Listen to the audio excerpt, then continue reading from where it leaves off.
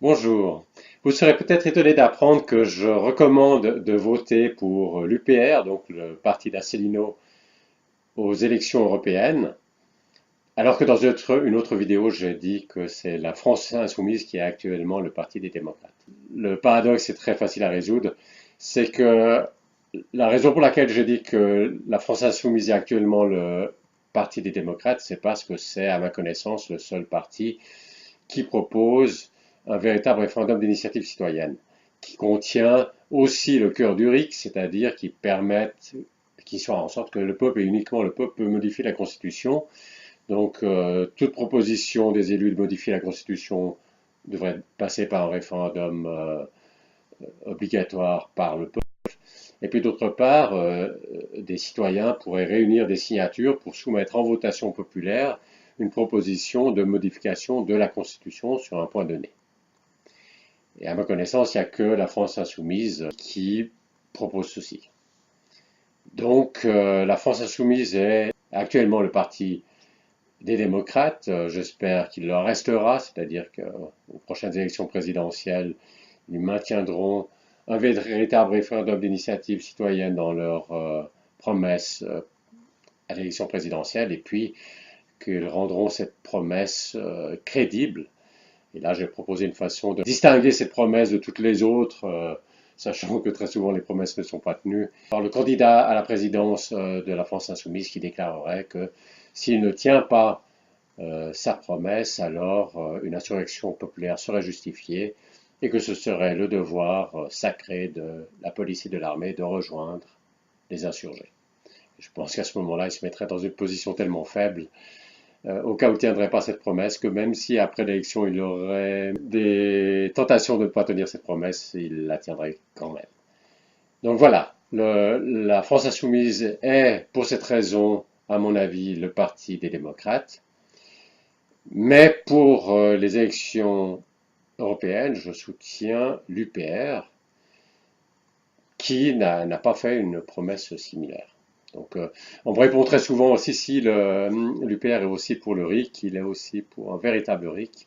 Si vous regardez bien attentivement, vous verrez que l'UPR n'est pas pour un véritable référendum d'initiative citoyenne parce qu'il manque le cœur du RIC, justement, cette partie qui permet aux citoyens de réunir des signatures pour soumettre en votation populaire une proposition de modification de la Constitution sur un point précis. Et ça, il n'y a pas. Et la façon de bien voir qu'il n'y a pas, c'est que Asselineau exige un contrôle de constitutionnalité. Alors, un contrôle de constitutionnalité, ça peut faire du sens si, pour une proposition de loi au niveau législatif, donc pas au niveau constitutionnel. Mais s'il y a une proposition de modification de la Constitution, ça n'a pas de sens de faire un contrôle de conformité à la Constitution qu'il s'agit précisément de modifier. Donc, dès que vous entendez contrôle de constitutionnalité, ça veut dire que c'est pas un vrai RIC. Et puis, il y a un débat entre Étienne Chouard et puis Asselineau. Et là, vous verrez aussi que dès qu'il s'agit de questions de RIC en matière constitutionnelle, Asselineau hésite et puis très vite, botte en touche. Donc, c'est pourquoi, pour la présidentielle, je vois la France insoumise et non pas l'UPR. Je serais tout à fait heureux que l'UPR change d'avis, s'engage à introduire un véritable référendum d'initiative citoyenne. Ça donnerait plus de choix aux démocrates qui n'ont actuellement qu'un seul parti. Mais tout ça, c'est pour la présidentielle parce que c'est là que le référendum d'initiative citoyenne est pertinent.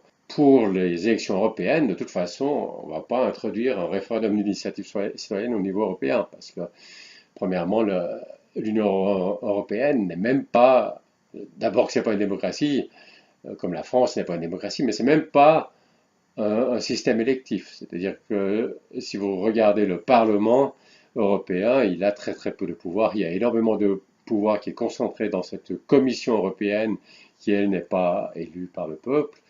Donc c'est même pas un système électif, c'est même en deçà de ce qu'est la France. Et je parle même pas d'être une véritable démocratie. Et vous voyez la difficulté qu'il y a à tenter d'introduire le référendum d'initiative citoyenne en France, essayer de l'introduire au niveau européen où il y a des tas de pays dans des situations complètement différentes, ça vous pouvez simplement oublier. Donc, pour les élections européennes, le point important n'est pas le RIC, c'est de rapatrier la souveraineté au niveau national. Parce qu'évidemment, si on introduit un référendum d'initiative citoyenne en France, et puis que, au fond, toute la souveraineté est à Bruxelles, ça ne va pas servir à grand-chose. Donc, ce qu'il faut, c'est rapatrier cette souveraineté au niveau français. Et là, il y a un parti qui le fait très clairement, qui propose très clairement le Frexit, c'est l'UPR, c'est Asselineau, depuis longtemps, de façon très claire, alors que la France insoumise est beaucoup moins claire sur le sujet. Donc pour les élections européennes, je recommande de voter UPR. J'espère qu'il y aura un raz-de-marée UPR. Par contre, tant que la situation reste comme elle est aujourd'hui, pour les élections présidentielles, je recommande de ne pas voter Asselineau, mais de voter pour la France insoumise. Sous réserve, bien sûr, qu'elle translate ses engagements actuels en promesses présidentielles et qu'elle les formule d'une façon crédible, comme je l'ai indiqué tout à l'heure.